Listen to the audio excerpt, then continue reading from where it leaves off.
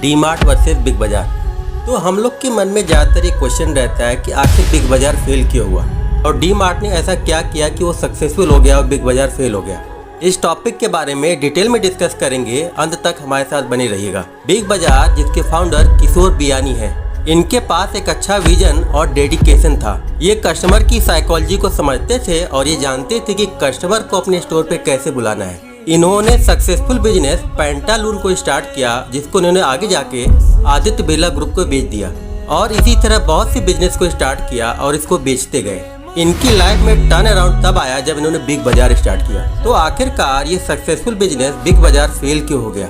इसका जो main reason है वो है डेट और हाई रेंट का होना। जैसे हमने नोटिस किया होगा कि बिग बाजार के ज्यादातर स्टोर बड़े मॉल में होते थे और मॉल में होने की वजह से इनको बहुत ज्यादा रेंट पे करना पड़ता था और ये एग्रेसिवली अपने स्टोर को हर मॉल में खोलते रहे, जिसके कारण धीरे धीरे जो कंपनी का बैलेंस शीट था वो गड़बड़ होता जा रहा था। कंपनी के पास प्रॉफिट तो आ रहा था, बट कंपनी के पास डेट और रेंट की लायबिलिटीज भी ज्यादा होती जा रही थी। बट इनके स्टोर पे कस्टमर आ रहे थे तो ये सरवाइव करते गए और सारा खेल तब बिगड़ गया जब कोविड आ गया। कोविड ने इनकी कमर तोड़ दी। कोविड में लॉकडाउन की वजह से इनकी सेल्स बहुत ही ज्यादा गिर गई, बट इनके पास हाई डेट था तो इनको ईएमआई तो पे करना ही था और इनके ऊपर बैंक का प्रेशर था ईएमआई को पे करने के लिए। और धीरे धीरे बिना प्रॉपर सेल के ईएमआई पे करना इनके लिए काफी डिफिकल्ट होता गया और नौबत यहाँ तक आ गई कि बिग बाजार को बंद करना पड़ गया। तो यहाँ पे हमको ये सीखने को मिलता है कि आप कितने भी टैलेंटेड हो, बट यदि आपने औकात से ज्यादा उधार ले लिया, डेट ले लिया,